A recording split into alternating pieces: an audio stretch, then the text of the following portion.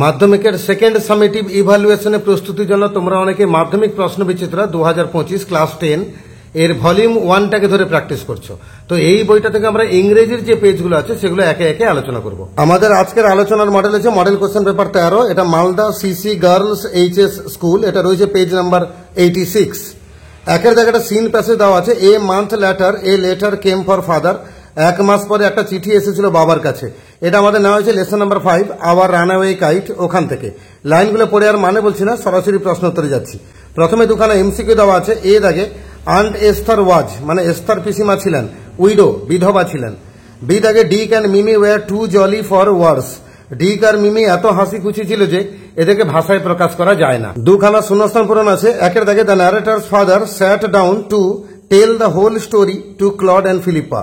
লেখিকার বাবা বসে পড়েছিলেন ওই পুরো কাহিনীটা বলার জন্য। কাকে? ক্লডকে আর ফিলিপ্পাকে। দুয়ে দাগে aunt Esther and her children lived hundreds of miles inland. Esther পিসিমা এবং তার বাচ্চারা বাস করতো শত শত মাইল ভেতরে ইনল্যান্ডে। আর সি দাগেটা কোশ্চেন আছে, how did the runaway kite reunite the family and what message does this story give us. এই ভোকাট্টা ঘুড়িটা মানে যে ঘুড়িটা উড়ে চলে গেছিল সে গোটা পরিবারকে কিভাবে ঐক্যবদ্ধ করেছিল এবং এই গল্প আমাদেরকে কি মেসেজ দেয়। আমরা লিখবো aunt Esther got the address of Big Half Moon from the kite. She wrote a letter, father brought them and the family was reunited. Esther পিসিমা ওই ঘুড়িটা থেকে বিগ হাফ মুনের ঠিকানা পেয়েছিলেন, তারপর তিনি চিঠি লিখেছিলেন, বাবা তাদেরকে নিয়ে এলেন এবং গোটা পরিবার একত্রিত হলো।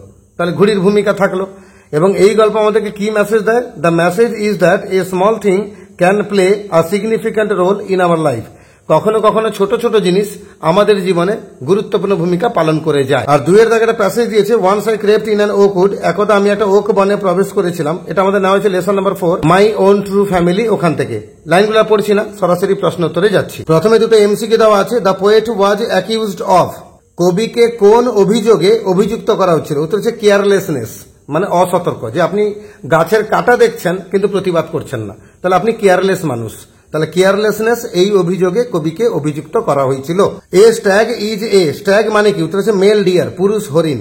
আর দুটো কোশ্চেন আছে, what was the allegation made against the poet by the tribes. ওই যে গাছের উপজাতি তারা কবির বিরুদ্ধে কি অভিযোগ করেছিল? আমরা দেখবো they said that the poet sees the cutting of the trees but does not blink an eye. তারা বলেছিল কবি নাকি গাছের কাটাগুলো দেখেন কিন্তু তিনি কোনো চোখের পলক ফেলেন না, মানে প্রতিবাদ করেন না। আর দুইয়ের দাগে কোশ্চেন আছে, what change took place in the poet when he came out of the oak wood. যখন কবি ওক বন থেকে বাইরে বেরিয়ে এসেছিলেন কি পরিবর্তন এসেছিল তার মধ্যে? আমরা লিখব when he came out his walk was like human but his heart was of a tree. যখন কবি বাইরে বেরিয়ে এসেছিলেন তার হাঁটা ছিল মানুষের হাঁটা কিন্তু তার হৃদয় হয়ে গেছিল গাছের। একটা আনসিন দিয়েছে, most of us nowadays carry the world in our pocket. ইদানি আমাদের মধ্যে অধিকাংশরাই আমরা কিন্তু গোটা দুনিয়াটাকে পকেটে নিয়ে ঘুরে বেড়াই। ইট ইজ অ্যামেজিং বা ট্রু। এটা বেশ মজার তথ্য কিন্তু সত্যি। এই mobile phone can make us connected to the rest of the world within a second. একটা মোবাইল ফোন কিন্তু আমাদেরকে গোটা দুনিয়ার সঙ্গে সংযোগ স্থাপন করিয়ে দেয় 1 সেকেন্ডের মধ্যে। Today mothers don't have to remain in tension if their sons or daughters are late. আজকের দিনে মাদের যদি সন্তান ছেলে বা মেয়ে টিউশন পড়তে গেছে, দেরি করে বাড়ি আসছে, লেট হচ্ছে, তাহলে ওনাদেরকে টেনশনে পড়তে হয় না, কারণ মোবাইল ফোন আছে, খবর নিয়ে নিতে পারেন তারা। Businessman do not have to queue up before a telephone booth to make an important call. ব্যবসায়ী যারা তাদেরকে গুরুত্বপূর্ণ কল করার জন্য কোনো টেলিফোন বুথের সামনে লাইন করে দাঁড়াতে হয় না। অ্যাপার্ট ফ্রম মেকিং কলস অ্যান্ড সেন্ডিং SMS, শুধু ফোন করা ছাড়া বা মেসেজ পাঠানো ছাড়াও mobile phone is used as a multipurpose gadget. একটা মোবাইল ফোনকে এখন বহুবিধ উপকরণের সরঞ্জাম হিসেবে ব্যবহার করা হয়। এটি যে ক্যালকুলেটর, মোবাইল ফোন এখন ক্যালকুলেটরে কাজ করে, টাইম পিস মানে ঘড়ির কাজ করে, ক্যালেন্ডারে কাজ করে, ভয়েস রেকর্ডারে কাজ করে, মিডিয়া প্লেয়ারে কাজ করে, ক্যামেরার কাজ করে, গেমিং ডিভাইসের কাজ করে, not net browser and what not. এমনকি নেট ব্রাউজিং করতে সাহায্য করে অ্যান্ড হোয়াট নট। এবং আর কি কাজ করে না বলো? Though the mobile phone is a giant step of technological advancement. প্রযুক্তির অগ্রগতিতে যদিও একটা দীর্ঘ লম্ফন এই মোবাইল ফোনের, its abuses cannot at all be overlooked. কিন্তু এর যে অপব্যবহার বা দুর্ব্যবহার রয়েছে সেটাকেও ওভারলুক করা যাবে না। Talking or texting while driving may lead to accidents. গাড়ি চালানোর সময় কথা বলা বা মেসেজ করা এটা কিন্তু অ্যাক্সিডেন্টের কারণ হতে পারে। Students misuse this tool in various ways. আর ছাত্রছাত্রীরা এই জিনিসটাকে বাজেভাবে ব্যবহার করে and give way to social pollution এবং সামাজিক দূষণ ঘটায়। In spite of being a great achievement and being an integral part of our daily life, it has many aspects that are negative as well. বিশাল প্রাপ্তি, এমনকি আমাদের দৈনন্দিন জীবনে একটা অন্তরঙ্গ অংশ, এগুলো হওয়া সত্ত্বেও এর কিন্তু অনেক জিনিস আছে যেগুলোকে আমরা নেগেটিভ হিসেবে দেখতে পারি। It has brought convenience and advantages to the world. দুনিয়াতে এটা সুবিধা নিয়ে এসেছে, কনভেনিয়েন্স মানে সুবিধা, অ্যাডভান্টেজ মানে সুবিধা, এগুলো নিয়ে এসেছে। Communication has become very easy as well as fast. আজকে যোগাযোগ ব্যবস্থা খুবই সহজ এবং দ্রুত হয়ে উঠেছে। We can always keep in touch with our near and dear ones. আমরা সর্বদাই আত্মীয় স্বজনের সঙ্গে যোগাযোগ রাখতে পারি। Parents can monitor their children. বাবা মারা নজরদারি করেন তার বাচ্চার উপরে। It can save life in emergency through SOS messages. Emergency সিচুয়েশনেও জীবন বাঁচাতে পারে মোবাইল ফোন SOS মেসেজের দ্বারা।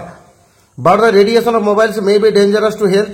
কিন্তু মোবাইল ফোন থেকে যে রেডিয়েশন বেরোয় সেটা আমাদের স্বাস্থ্যের ক্ষতি করতে পারে। মে কজ হেডেক, এটা মাথা যন্ত্রণার কারণ হতে পারে। ব্লারিং ভিশন, আবছা দৃষ্টি, তার কারণ হতে পারে। The radiation may destroy nerve cells, আমাদের স্নায়ুর যে কোষগুলো সেগুলোকে ধ্বংস করতে পারে। অ্যান্ড ড্যামেজ দ্য ব্রেন, ব্রেনের ক্ষতি করতে পারে।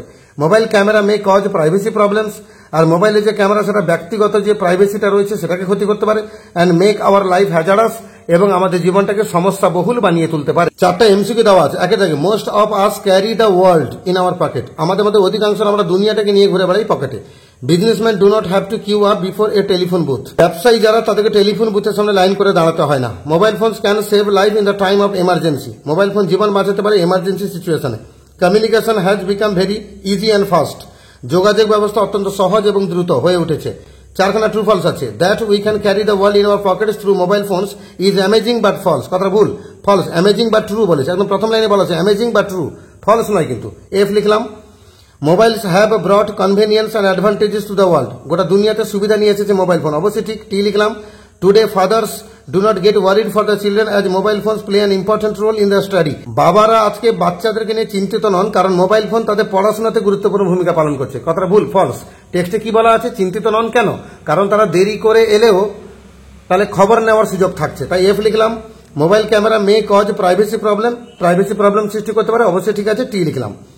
আর what are the various uses of mobile beside calling and texting. Message করা ছাড়া বা ফোন করা ছাড়াও মোবাইল ফোনে আর বিভিন্ন উপকার কি কি, এসব জায়গায় বলা আছে।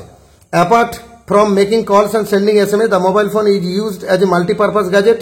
It is calculator, timepiece, calendar, voice recorder, media player, camera, gaming device, net browser and what not. তাহলে অ্যাপার্ট ফ্রম থেকে শুরু করে হোয়াট নট অব্দি লিখে দেবে, সিধা আগে উত্তরে যাবে।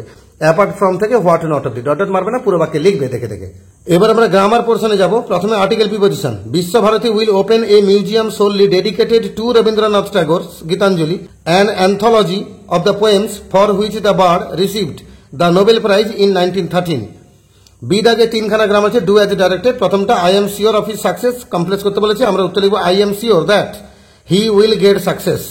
2 দাগে the pen is mightier than the sword, positive degree করতে বলেছে, আমরা লিখবো the sword is not as mighty as the pen. আর a computer cannot know as much as man, এটাকে অ্যাফার্মেটিভ করতে বলেছে, আমরা লিখবো man can know more than a computer. আর 2খানা ভোকাবুলারি আনসিন থেকে শব্দ খুঁজতে বলেছে। Used for making mathematical calculation, তাকে আমরা ক্যালকুলেটর বলবো। আর full of risk and dangerous, এটাকে হ্যাজারাস বলবো। আনসিন একদম শেষ শব্দটা। এইভাবে মডেল কোশ্চেন পেপার 13তে যে স্কুলটা ছিল তার সিন আনসিন গ্রামার আমরা আলোচনা করলাম। এর আগের সমস্ত মডেলের ভিডিও আমার চ্যানেলে আছে, ভিজিট করো, সেগুলো পেয়ে যাবে। আর পরের যে 2-1টা মডেল বাকি আছে সেগুলো ভিডিও তাড়াতাড়ি আপলোড হয়ে যাবে।